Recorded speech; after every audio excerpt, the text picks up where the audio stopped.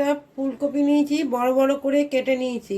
এবার আমি এটা ভাপাবো না, এই যে আমি ফুটন্ত গরম জলে নুন দিয়ে রেখেছি, এটা আমি দিয়ে দিলাম এর মধ্যে।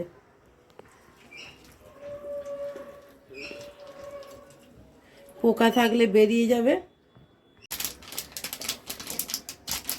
কাশ্মীরি রেড চিলি পাউডার দিয়ে দিলাম, সামান্য হলুদ দিয়ে দিলাম, 1 চামচ বেসন দিয়ে দিলাম, মাখিয়ে নেব।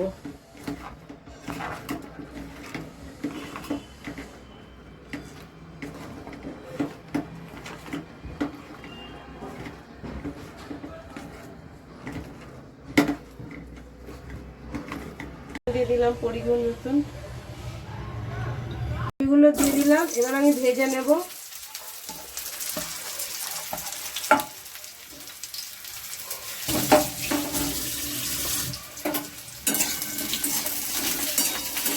আমি এই দইটার মধ্যে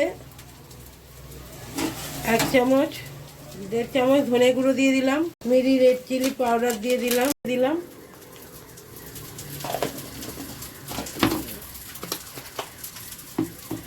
মশলাটা 1 চামচ দিয়ে দিলাম, দিয়ে এবার এটাকে আমি ফেটিয়ে রাখবো। কপিটা আমার দেখুন লাল লাল করে, তেল দিয়ে দিলাম। কপিতে প্রচুর তেল লাগে, তাও আমি অল্প অল্প তেল দিয়েই করছি। ফোড়ন দিয়ে দিলাম।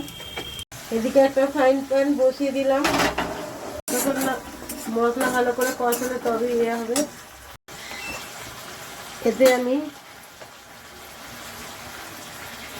3 হাতা মতন বেসন ড্রাই রোস্ট করে নেব।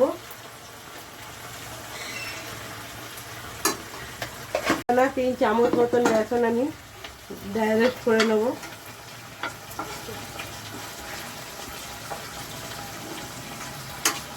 রেখেছিলাম সেটা দিয়ে দিলাম।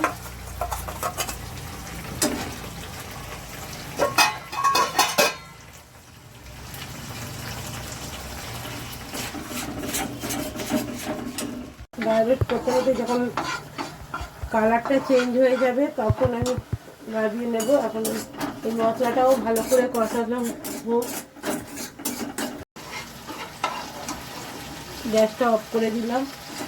এদিকে আমি যে দইয়ের সঙ্গে মশলাটা পেস্ট করে রেখেছিলাম সেটাকে আমি দিয়ে দিলাম।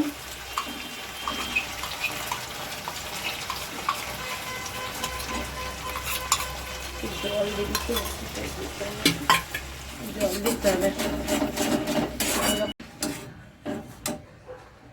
মতন লবণ দিয়ে দিলাম, চিনি দিয়ে দিলাম। যেহেতু দই আছে, আপনারা দই দিলে টমেটো যদি না দিতে চান না দেবেন, তাতেও হবে। আমি একটা টমেটো দিলাম। এটা আমি নিরামিষভাবে বানাচ্ছি, যেহেতু আজকে আমাদের নিরামিষ বলে নিরামিষ বানাচ্ছি।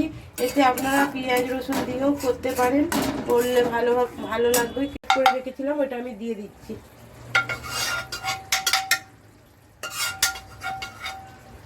ভালো করে করব।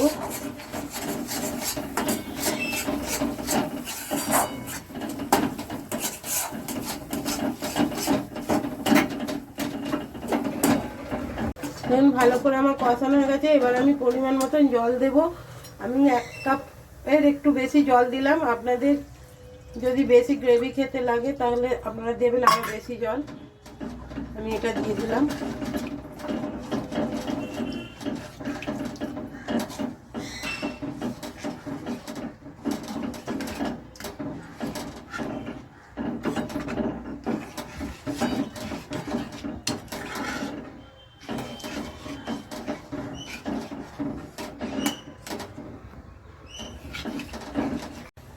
এবার কপিগুলোকে আমি দিয়ে দিলাম।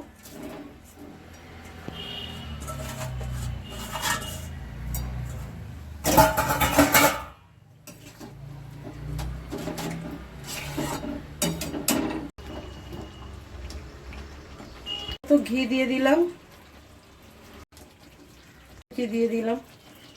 দেখুন এইভাবে করে এখন বলুন। বেসন দিয়ে এইভাবে ফুলকপি একবার করে খেয়ে দেখবেন। রেসিপি ভালো লাগলে লাইক শেয়ার কমেন্ট করবেন, আর ফেসবুক থেকে দেখলে ফলো করে থাকবেন। আপনাদের জন্য আমার অনেক ভালোবাসা রইল।